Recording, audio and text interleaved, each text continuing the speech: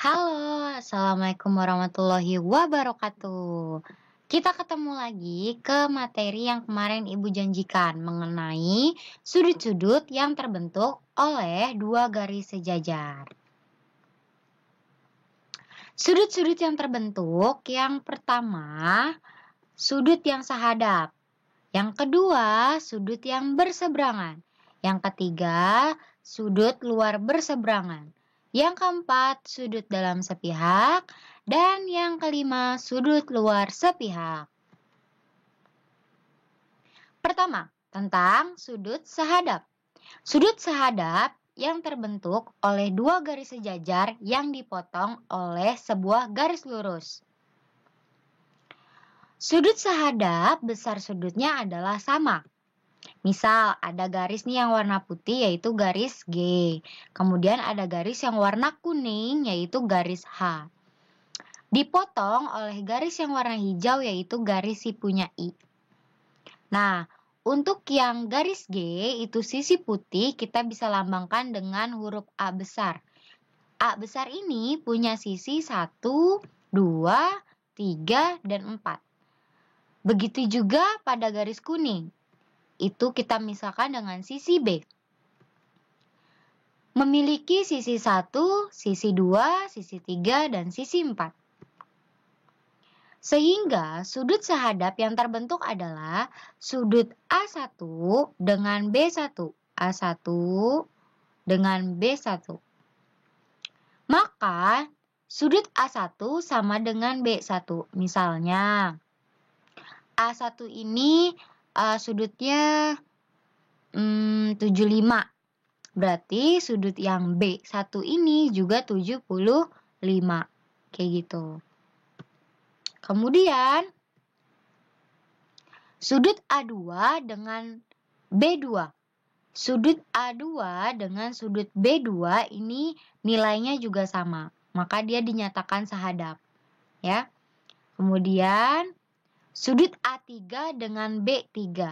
A3 dengan B3 ini juga sahadap. Jadi sudutnya sama. Misalkan sudutnya 80, A3-nya berarti B3-nya 80 juga. Kemudian sudut A4 dengan B4. Maka sudut A4 sama dengan sudut B4. Ya, kalau sahadap biasanya angkanya itu sama-sama sama. Oke? Jadi kedua-duanya sama. Baik dari sisi A dan sisi B itu angkanya sama. Misalnya A-nya 1, maka B-nya juga 1. A-nya 2, maka B-nya juga 2. Ini dinyatakan dengan sahadap. Kemudian ada sudut dalam berseberangan. Sudut dalam berseberangan yang terbentuk oleh dua garis sejajar yang dipotong oleh sebuah garis lurus. Sudut dalam berseberangan yaitu sudutnya sama. Misal nih, tadi gambarnya ada yang sama ya kayak tadi. Kemudian dinyatakan sudut dalam berseberangan apabila A3 dengan B1. A3 dengan B1. Jadi dia di dalam sini nih, nyebrang. Oke? Maka nilai A3 sama dengan nilai B1. Misalnya A3-nya ini berapa ya? A3-nya 110 misalnya. B1-nya juga 110. Kayak gitu ya. Kemudian sudut A4 dengan B2. Maka sudut A4 sama B2 ini sama. Jadi yang namanya dalam berseberangan dia tuh di tengah-tengah sini. Ya, terus silang kayak gitu. Nah, nilainya tuh sama. Silangan ini nilainya sama pasangannya. Kemudian, sudut luar berseberangan. Sudut luar berseberangan yang terbentuk oleh dua garis sejajar yang dipotong oleh sebuah garis lurus. Nah, sudut luar berseberangan juga sudutnya sama. Kalau tadi dalam berseberangan itu di dalam, kalau di luar berarti dia letaknya di atas atau di bawah. Oke, dia berseberangan juga berarti dia membentuk silang. Nah, sehingga sudut A1 dengan B3, sudut A1 dengan B3 seberang nih. luar sama luar. Kemudian sudut A2 dengan B4. Sudut A2 dengan B4. Nah, nilainya juga sama ya. Misalkan A1-nya tadi 110 atau 120, maka sudut B3-nya juga sama kayak A1. Oke? Kemudian sudut dalam sepihak. Sudut dalam sepihak yang terbentuk oleh dua garis sejajar yang dipotong oleh sebuah garis lurus. Bentuk garisnya tetap sama, tapi sudut dalam sepihak besar sudutnya itu harus berjumlah 180 derajat. Sehingga sudut A3 dengan B2. Mana nih sudut A3? Oh, yang ini nih sudut A3 dengan B2 nih, yang ini nih. Nih, A3 dengan B2 nilainya itu harus sama dengan 180 derajat karena dia membentuk satu garis lurus. Kemudian A4 dengan B1. A4 dengan B1 dia juga sama. Dia harus jumlahnya itu 180 derajat. Jadi misalkan di sini 90, di sini juga harus 90. Kayak gitu ya. Jadi itu dia harus ngebentuk nilai berapa tambah berapa yang bisa hasilnya 180. Ini dalam sepihak, artinya dia adanya di tengah-tengah sini. Kalau sudut luar sepihak sekarang. Sudut luar sepihak yang terbentuk oleh dua garis sejajar yang dipotong oleh sebuah garis lurus. Nah, sama ya, masih sama gambarnya. Sudut luar sepihak juga jumlahnya itu harus 180 derajat. Sehingga A1 dengan B4, nih letaknya di luar sama di luar, maka dijumlahinnya itu harus 180 derajat. Kemudian sudut A2 dengan B3, dia juga jumlahnya harus 180 derajat. Jadi berapa tambah berapa yang bisa hasilnya 180 derajat. Misalkan yang satu 60, nih A2-nya 60, B3-nya berapa yang bisa hasilnya 180 derajat. Oke? Nah, kita masuk aja nih langsung ke latihan. Latihan. Nah, kalian silahkan kerjakan soal di bawah ini pada buku paket Erlangga yang 1B. Paket Erlangga yang 1B halaman 92. Nih, ini soalnya untuk nomor 1 dan yang ini untuk nomor 2-nya. Oke, kalian silahkan kerjakan. Sama ya, kayak yang di penjelasan sebelumnya. Mana yang sehadap, mana yang sepihak, mana yang luar sepihak, dan lain-lainnya. Kemudian, menghitung besar sudut yang ditanya tanpa mengukur besar sudutnya. Nah, gimana tuh? Nih, contoh gambarnya ada 2. Jadi ada sudut, ada sudut, kita mau cari salah satu sudutnya. Oke.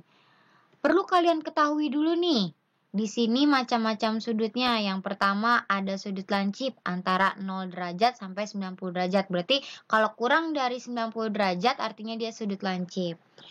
Nah, kalau sudut siku-siku dia selalu 90 derajat. Sedangkan untuk sudut tumpul letaknya adalah antara 90 derajat dan 180 derajat. Dan sudut lurus itu tepatnya selalu 180 derajat. Untuk lingkaran, satu lingkaran penuh ini nih adalah 360 derajat. Kalian kalau misalkan ada busur kan setengahnya, berarti kalau 2 busur atas dan bawah ini totalnya adalah 360 derajat. Contoh nih, yang tadi ada gambar, ini ada sudut A, sudut 83 derajat, dan sudut 152 derajat. Misalnya sudut A ini dan sudut 152 ini dan sudut 83 ini membentuk satu lingkaran penuh, yaitu berarti 360 derajat. Jadi kalau kita totalin sudut ini nih semuanya, totalnya adalah 360 derajat. Kita mau cari sudut si A ini nih, berapa ya? Caranya adalah A ditambah 83 ditambah 152 harus sama dengan 360. Sehingga 83 ditambah 152 totalnya 235. Maka A ditambah 235 sama dengan 360. Nah, ini harus ada yang pindah ruas ya. Untuk nyari nilai A itu harus ada yang bisa pindah ruas. Positif pindah ruas jadi negatif. Jadi sehingga A sama dengan 360 dikurangin 235. Sehingga A-nya sama dengan 125 derajat. Jadi nilai A ini 125. Kalau kalian jumlah 125 ditambah 152 ditambah 83 akan menghasilkan nilai 360. Kemudian contoh soal kedua. Di sini ada gambar juga nih. Misal, ini sudut apa yuk kira-kira. Kemudian sudut 123, kemudian 2x, kemudian 5x. Akan membentuk satu lingkaran penuh, yaitu 360 derajat. Kalau kalian nggak tahu ini sudut apa, maka Ibu kasih tahu nih. Ini adalah sudut siku-siku yang nilainya adalah 90 derajat. Macam-macam bentuk siku-siku tuh kayak gini ya guys. Nih, ada yang siku-siku yang bentuknya tegak, ada yang bentuknya lancip kayak gini nih, condong ke atas, dan ada yang condong ke bawah. Ini sama aja, bentuknya siku-siku. Ciri khas siku-siku adalah ada kotak nih biasanya. Ada kotak kayak gini nih. Nih, tandanya nih. Ya, itu adalah ciri khas dari sudut siku-siku. Maka cara penyelesaiannya untuk mencari nilai X itu adalah 5x ditambah 2x ditambah 123 ditambah 90 harus sama dengan 360 karena membentuk satu lingkaran. Maka kita jumlahin dulu 5x ditambah 2x, hasilnya 7x. Kemudian kita jumlahin lagi 123 ditambah 90, hasilnya adalah 213. Maka 7x ditambah 213 sama dengan 360. Nah, ada yang pindah ruas lagi nih kayak tadi. Positif pindah ruas jadi negatif. Sebaliknya juga gitu ya. Negatif kalau pindah ruas jadi positif. Nah, maka 7x sama dengan 360 dikurangin 213. Ya. Maka 7x sama dengan 147.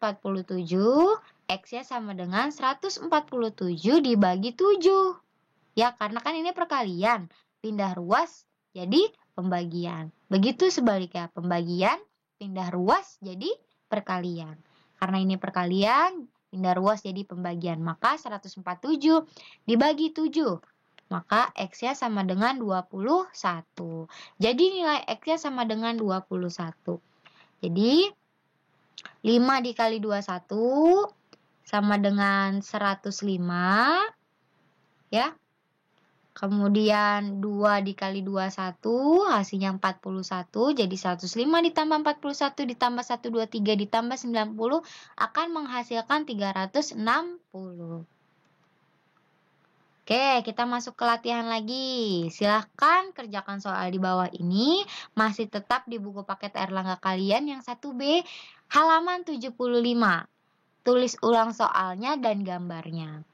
Jadi ini soal untuk nomor 1-nya, ini soal untuk nomor 2-nya. Oke.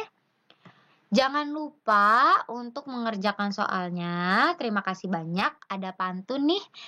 Pintu terbuka karena angin kincir berputar. Teruslah belajar yang rajin supaya kamu jadi pintar. Oke, terima kasih. Warning, oh iya, peringatan nih guys. Pengumpulan paling lambat itu hari Sabtu tanggal 10 April 2021 ya, pukul 9 malam. Tugas dikumpulkan di Edmodo pada kelas masing-masing kalian, berikan nama, kelas, dan halaman berapa saat pengerjaannya. Oke, semangat terus. Wabillahi taufiq wal hidayah. Wassalamualaikum warahmatullahi wabarakatuh.